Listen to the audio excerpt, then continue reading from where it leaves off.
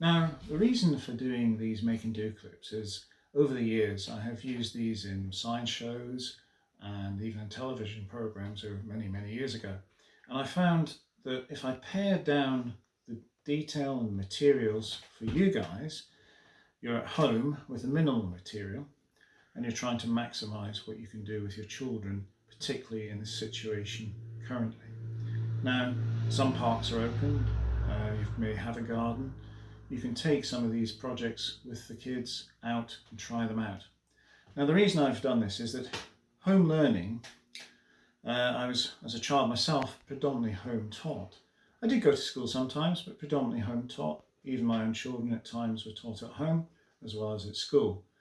And we never tried to really replicate what school did. That could almost backfire. I'm not saying what schools are sending to you guys is wrong or anything. I think it's great. But you need a bit of a balance, because learning is a natural process where anything you're doing around the house can be a potential for learning. Even when you're cleaning things, you can be talking to your kids about what cleaner materials are made of, who invented the toilet, plumbing, and make your own plumbing outside with pipes and hose pipes. There's all sorts of potential. So you can actually cover a curriculum of your own. Also, this is a great opportunity.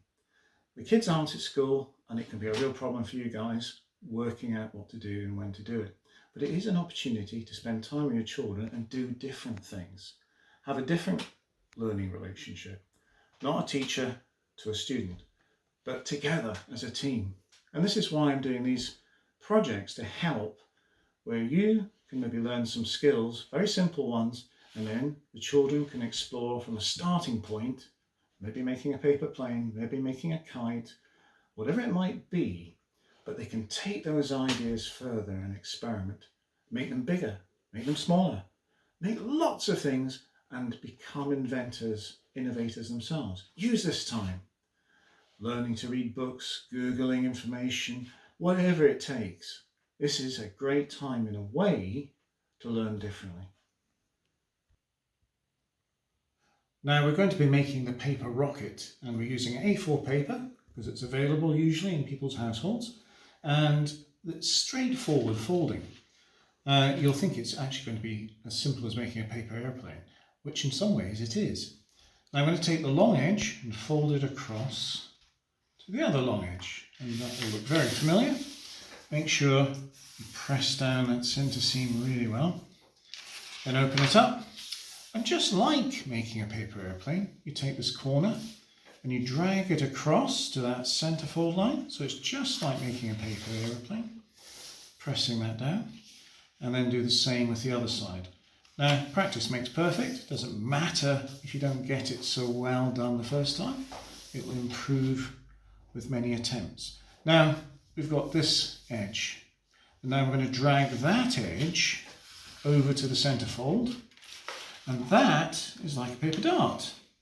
So you did something that looked like a traditional paper airplane fold, and now you've got a traditional paper dart fold.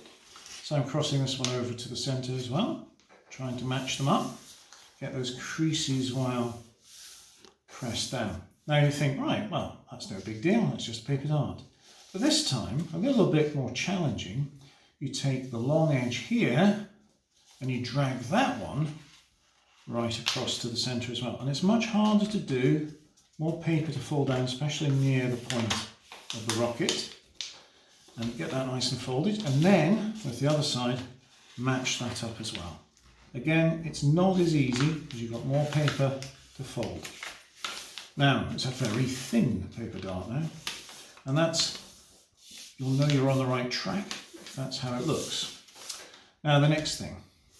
We take it now and we fold it carefully in half. Again, not easy to do first time off. Now for safety, I hasten to add to parents or teachers that the point probably needs to be taken off because it can go at a fair lick when you launch it with rubber bands, and you want it to be as blunt as possible. Now you'll notice as I open it and shut, we've got the open edges here. I'm going to take a pen and watch very carefully here, because this way it can go badly wrong. We're now going to draw maybe about 1 centimetre long, a diagonal line on those open folded edges. Not on the spine, but on the open folded edges here. And that's important because we're now, with a pair of scissors, going to cut through both parts of the rocket on this side, on the open side, and then cut along and just stop where that mark finishes. We now open it up and we fold again, but we're folding the bottom part of the flange here, leaving the barb sticking out. And I'm going to fold that to match it on the other side. Now, we fold it shut, like so, and with a bit of sellotape to hold the nose cone together, helps to streamline it as well. Taking a little bit of tape that I prepared earlier on the side of the desk, and I'm going to wrap that round just to hold it all together, like so. To launch it, I'm just going to cut that bit off. To launch it, we need to tie our rubber bands together, and that's an art in itself.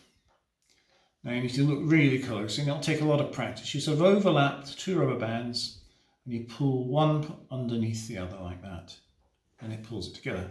Do another one, I'll show you again, and I pull it under and through. That will take practice.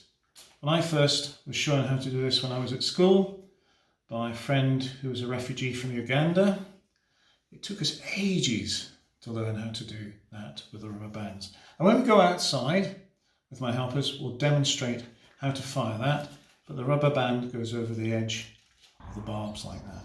Now we're in our outdoor classroom, as you can see around. I've got a table here, some tin cans for later, and we're going to be experimenting with the paper rocket that we made earlier. Now, the paper rocket, as I demonstrated briefly, is how you load it.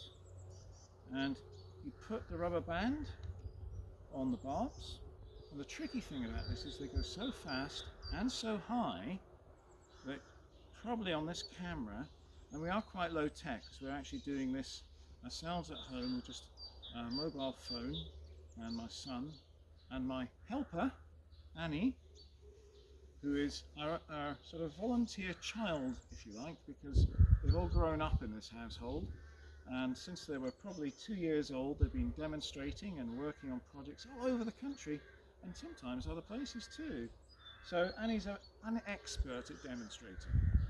Now you can see the paper rocket, though you've got to be very careful because if it goes shooting up your nose it could cause a problem. Also, when you pull back the rubber bands, and if you let go, if you notice the trajectory is heading straight for my thumbnail. Not a good outcome if you get the paper rocket stuck behind your thumb. So the trick is you move your hand. When you fire, you move your hand slightly over as you do it, which means the rocket will probably fly slightly biasedly in that direction. So I'm going to pull back, and I don't know if I'm going to be able to see how far and where this is going to go, but we'll give it a go. 5, 4, 3, 2, 1, go! Straight up, probably not a chance. Oh, straight next door. Now here, with the previous demonstration, we lost it next door in their garden, and you probably didn't see a thing. This is the next attempt, is to put some streamers on. The streamers will slow it down, but you'll have a good chance of getting it back again. Now, I'm going to put the rubber band back over the barbs. Remember that thumb, you don't want to pile it into the back of your thumb. I'm going to try and fire it over the house. So I'm pulling it back. 5, 4, 3, 2, 1, go!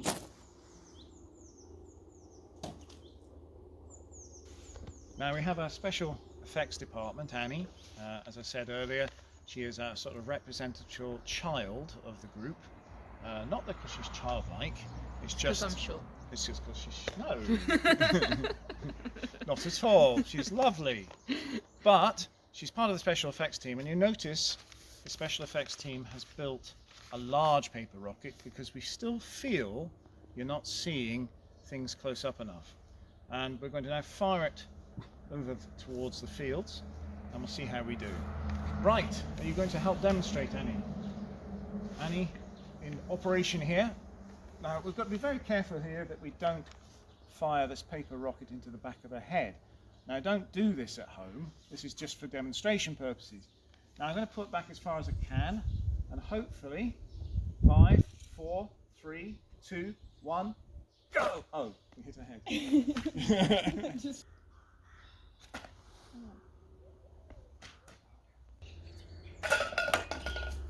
How's that for one shot?